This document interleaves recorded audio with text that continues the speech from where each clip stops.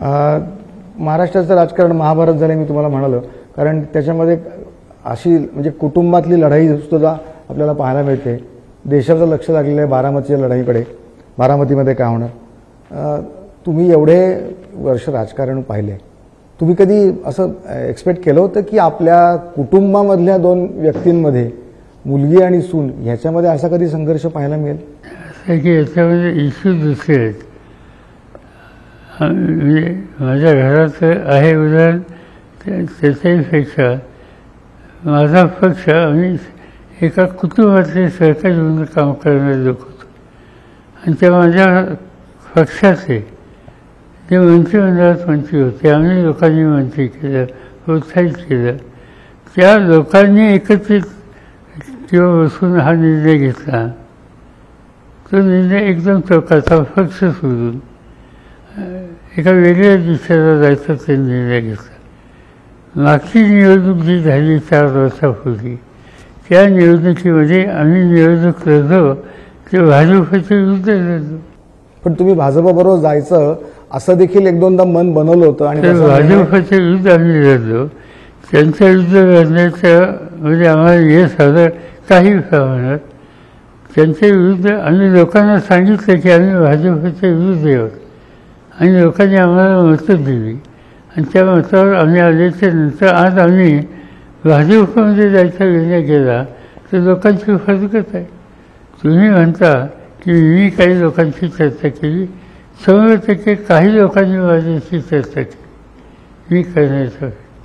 आणि त्यांनी मला स्वच्छ सांगितलं की आज या संबंधीच्या आमच्या पाठीमागे चौकशा सुरू झाल्या, आम्हाला चिंता वाटते, आम्ही या संबंधीचा निर्णय घेतला नाही तर उद्या आम्हाला तुरुंगात जावं लागेल.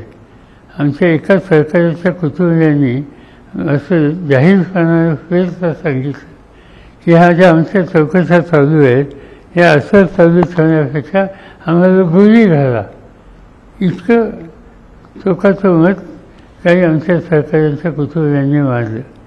याचा अर्थ हे सगळे लोक या चौकशासाठी अस्वस्थ झाले होते आणि केंद्राची सत्ता ज्यांच्या हातात आहेत ती या चौकशाची सगळी आयुधं या लोकांच्या विरुद्ध वापरत होती. त्याला तोंड देण्यासाठी जे भक्कमपणानं उभं राहिलं होतं, आमचे काही लोक उभे राहिले. मला नोटीस आली होती. मला नोटीस आल्याच्या नंतर मी कळवलं, मी येतो ईडीच्या ऑफिसमध्ये. आणि ईडीच्या ऑफिसमध्ये मी येतो म्हणल्याच्या नंतर अधिकारी माझ्याकडे आले, येऊ नका तुम्ही, आणि नंतर तुम्हाला कदाचित तो प्रकार माहीत असेल.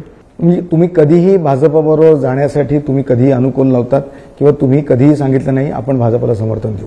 चर्चा अनेकदा झाली, इश्यूजवर चर्चा होत असते, इतर पक्षांची सुद्धा चर्चा होत असते.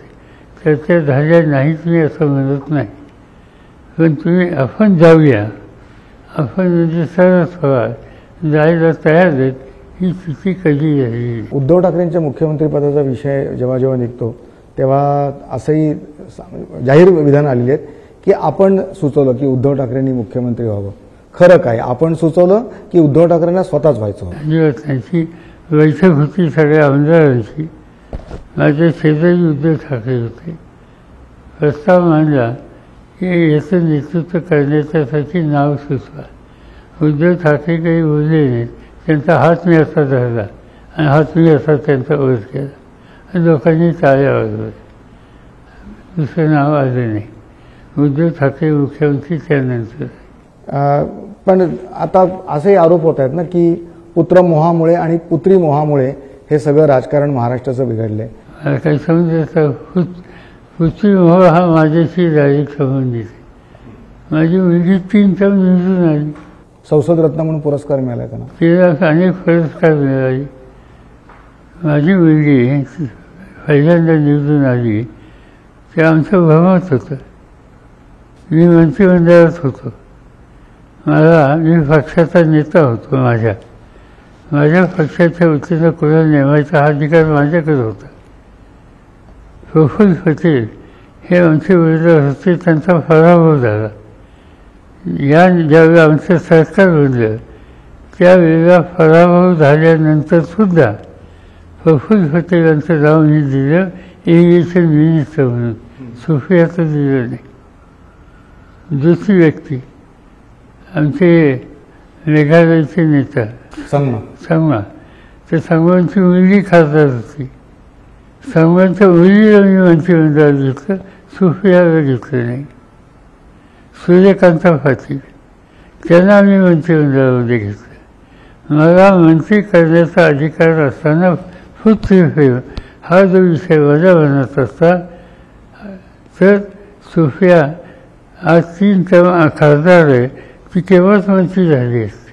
बारामतीची लढत त्याकडे सगळ्या देशाचं लक्ष लागलंय. महाराष्ट्रासाठी तर ती महत्त्वाची आहेच. बारामतीचा विकास कोणी केला, त्या विकासाचं श्रेयवादाची आता लढाई सुरू आहे, चर्चा सुरू आहे की बारामतीचा विकास करण्यामध्ये अजितदादांचाच मोठा सहभाग आहे आणि त्यांनी कशाप्रकारे केलं आहे हे वारंवार सांगितलं जातं. बरोबर, बारामतीच्या लोकांना विचारावं. तिथे 2 मेजर इन्स्टिट्यूशन्स आहेत. एक ॲग्रिकल्चर डेव्हलपमेंट ट्रस्ट, की जी शेतीच्या क्षेत्रामध्ये देशामध्ये पहिल्याच्या 2 संस्था आहेत, त्याच्यामध्ये त्यांचा उल्लेख केला जातो. आणि दुसरी एक महत्त्वाची संस्था आहे, तिचं नाव विद्याप्रतिष्ठान. अनेक एज्युकेशन इन्स्टिट्यूशन त्यांनी काढल्या आणि दर्जेदार अशा प्रकारचं शिक्षण, आणि त्याचे अनेक लोक देशाच्या बाहेरसुद्धा तयार होऊन गेले हे चित्र आहे. आणि अनेक गोष्टी त्या ठिकाणी झाल्या. साधारणतः या गोष्टी 1971 साली काढल्या. 1971 साली जे क्लेम करतात ते विधानसभेत होते का, त्यांचं वय 71 साली किती होतं आणि विधिमंडळामध्ये ते कधी गेले. त्याच्यामध्ये जेव्हा अजित पवारांशी आम्ही बोललो तेव्हा अजित पवारांचं असं म्हणणं आहे, संस्था काढल्या पण त्या संस्था चालवल्या कोणी, त्याचं प्रशासन कोणी पाहिलं. शेवटी नुसत्या संस्था काढून पुरेशा होत नाहीत, त्यात चालवायला लागतात. सगळ्या व्हायचे कुणी चालवल्या. असं कृषी विकास प्रतिष्ठान या संस्थेचे नाहीत सुद्धा, आजही नाही आहेत. ती संस्था मी, माझ्यानंतर माझे बंधू आणि नंतर त्यांचे चिरंजीव या सगळ्यांनी त्याच्यात आहे. या राजकारणामुळे कुठेतरी वैयक्तिक संबंध, फॅमिली संबंध ताणले जातात असं काही नाही. साधारणतः या गोष्टी साधारणतः घरामध्ये एक आमच्या पद्धत आहे. एक वडिलकी म्हणून वागण्याचा एक आमचा दृष्टिकोन आईवडिलांनी ठेवलेला आहे. त्या चौकशीच्या बाहेर आम्ही लोक कधी गेलो नाही. त्या चौकशीच्या बाहेर जायचं निकाल कुणी घेतल्यावर थोडं घरात अस्वस्थता होते, नाही असं नाही. आपले लाखो कार्यकर्ते आपल्यावर प्रेम करतात, आपल्याला जाणता राजा असं देखील म्हणतात. आणि महाराष्ट्राचं राजकारण तुमच्या एवढं एक ताकदीने कोणी केलेलं नाही आहे. एक राजकीय आरोपांमध्ये मी पुन्हा एकदा येतो तर त्याच्यामध्ये असं आज एक गंभीर आरोप अशा प्रकारचा केला जात आहे, BJPचे प्रदेशाध्यक्ष बावनकुळे यांनीच केला आहे की शरद पवार साहेबांच्या राजकीय आयुष्यात शपथेला नाही तर खंजीराला महत्त्व आहे.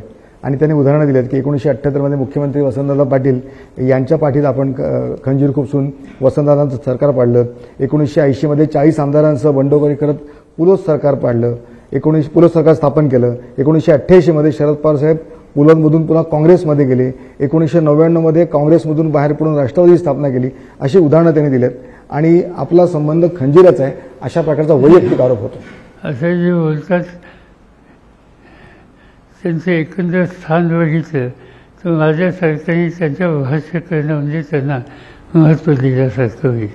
ते मी फारसं देऊ इच्छित नाही. ते कोण बावनकुळे का कोण जे बोलतात त्यांना माहिती नाही. ते राजकारणात नव्हते तेव्हा वसंतदादांनी शेवटपर्यंत नंतर निर्णय काय घेतला ही गोष्ट स्वच्छ त्या ठिकाणी जाईल. त्याच वेळेला फुले सरकार स्थापन झालं, त्याच्यानंतर केलेलं नव्हतं.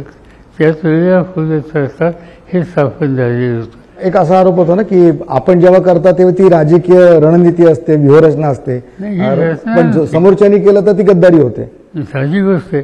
आम्ही एका विचाराने लोकांच्याकडे मतं मागायला गेलो, लोकांनी आम्हाला मतं दिली, ज्यांच्या विरुद्ध लोकांनी आम्हाला मतं दिली. उद्या त्याला ज्यांच्या विरुद्ध लोकांनी आम्हाला मतं दिली त्यांच्याच मांडीवर जाऊन आम्ही बसलो तर गद्दारी नाही. पण मग उद्धव ठाकरे जेव्हा